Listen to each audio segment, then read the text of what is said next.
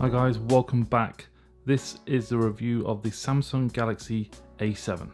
A mid-range smartphone around about £300 at the moment, which you can get on Carphone Warehouse. This is on the EE network, does have good 4G coverage. The A7 has the octa-core Exynos 7885 CPU with 4 gigs of RAM and 64 gigabytes of storage. Has a 2220 by 1080p display, super AMOLED and really bright. It looks excellent. I mean, that's full brightness at the moment. Very good viewing angles. It has no notch, so there are quite, a few thick bezels. We've got obviously the Samsung launcher. This is based on the Android 8, which comes with the A7. Android version 8, Samsung Experience version 9. So the A7 is an absolute beautiful design, front and rear glass, with a plastic frame or body, which you don't see that often, especially on mid-range phones. Normally have like a solid metal frame around there, but it doesn't feel cheap. And this side here with the fingerprint sensor and the power button with the volume rocker up and down, this side looks beautiful. Really like this side. And the fingerprint sensor works just by clicking the power button, really. Or you can just keep fingering it like that. Or just press it once. So you turn it on and unlock it at the same time. Also has Face ID. Face ID is a little bit slower, as you can see there, than the fingerprint. But the fingerprint is more secure and much faster. Now it has a 3,300 milliamp battery. I was hoping for really good battery life, and it is about average. So I managed to get 6 hours and 10 minutes. That was the best I managed to get on screen on time, around about 8 in the evening, so I had to put it on charge again. I was playing FIFA Mobile on that day as well. I had about just over an hour's use on that. But still, I'd like to have had a better battery life. Also, don't like the fact that it is a mid-range smartphone, but it's 2018 now. It's got a micro USB port. Every phone made from now should be shipping with USB Type-C. Also, that would enable faster charging as well. There's no faster charging. One bonus though is a 3.5mm socket there for headphones, earphones. So that is a plus point, and a little slit at the bottom there for the loudspeaker, which I can say is very good. Very good sound quality on the A7. Overall, it's a good phone, running Android 8, has an octa-core processor and 4 gigabytes of RAM, so I haven't experienced any issues in performance at all, navigating through programs, opening apps and stuff like that. It's been pretty decent. But for the same price or a little bit more, you could get the Pocophone F1, which has the Snapdragon 845, a huge big hitter. A little bit dearer than the A7, but doesn't look as good. It depends what you want in the smartphone, really. This definitely has the looks. It is an absolutely stunning device. Also with the triple camera at the back, a wide-angled lens, ultra-wide, and a depth sensor as well. Unfortunately, it does pick up quite a few marks, fingerprints at the back. That's to be expected. But it is a beauty, really is. And it's really light. One of the lightest phones I've actually used, which I was pleasantly surprised at as well.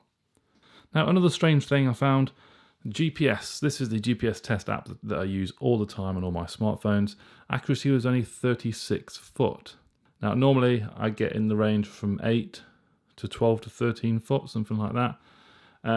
For some reason, it was 36 foot accuracy, but when that translates to the navigation part on using Google Maps, there was no issues whatsoever. It stayed on course, didn't deviate at all. Extremely fast in rerouting and stuff like that. So I have no idea what happened there with the app, but the GPS overall is great. This is shipped out with the Mali G71 MP2 graphics chip, and I did make a gaming review on this smartphone, playing PUBG, FIFA Mobile and Asphalt 9. The smartphone managed to perform really well. There was a few occasions on PUBG where a tiny bit of lag, which could have been because of lack of internet connection or poor internet connection. But overall, it was great. It didn't get hot at all.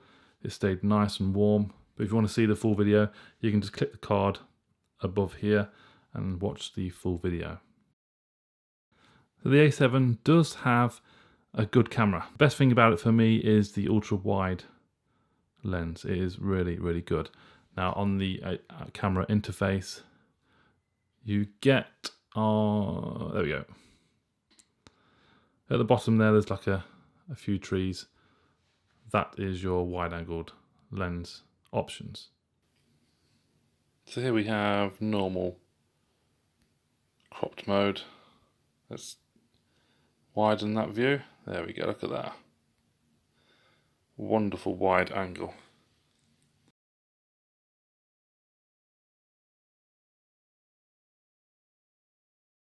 Camera performance is pretty decent. Video is great as well. It's got image stabilization enabled, so you do get smooth video and decent sound quality as well.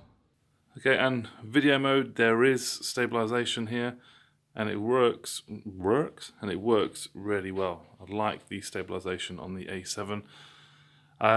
It does have a wide angled lens, obviously when taking pictures, but when you start recording in wide angled lens, it does crop in a little bit, which isn't too bad. But I do really like the wide angled lens on this in photo mode. Video quality on here is very good. So low artificial light here now. Let's take a walk up the stairs. So it's a lot darker up here.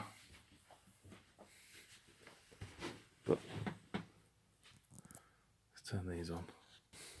There we go. A little bit of light there. Obviously, lower light, there is a little bit of noise. But I think overall, it's a decent camera. Stabilization is very, very good. Merry Christmas. Also, the live focus mode. So this is the bokeh effect. And you can adjust the background blur as well here. Ranging from 0 all the way to 7. I've whacked it up to 7 on some occasions, but I found that the blur was slightly artificial. It didn't look that natural, so I normally bring mine down to around 4, as you can see here. And when it's ready to shoot, it will say live focus ready. And overall, I think it does a really good job, apart from the slightly artificial effect of the blur. It does have selfie as well. The selfie live focus, not as good as the rear, but all in all, not bad at all.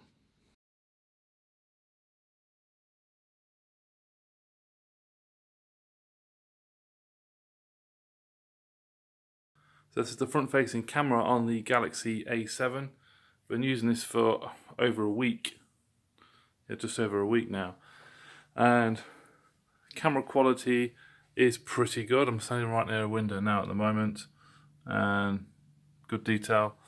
But in lower light and artificial light, then things do start to sort of soften a little bit there. But overall, it's pretty decent camera, and you can pick the A7 up now for around £260. I've seen it, so it's not bad at all.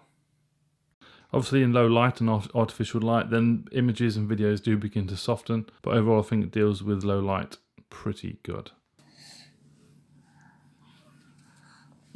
Do the Snapchat. I was going to apply those emoji stickers. The emoji stickers don't work on video then. While we're recording video. Do one of there, now we do this.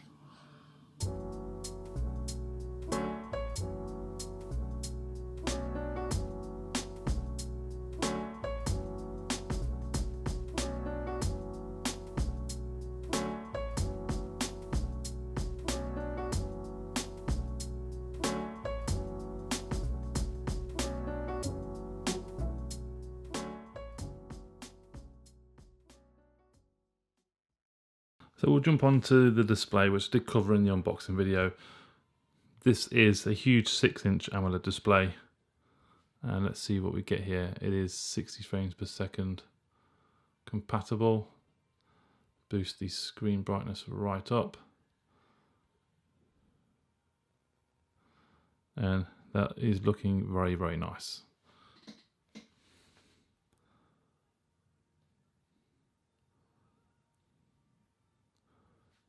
Yeah, it is lovely.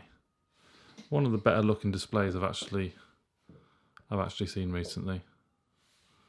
Perfect.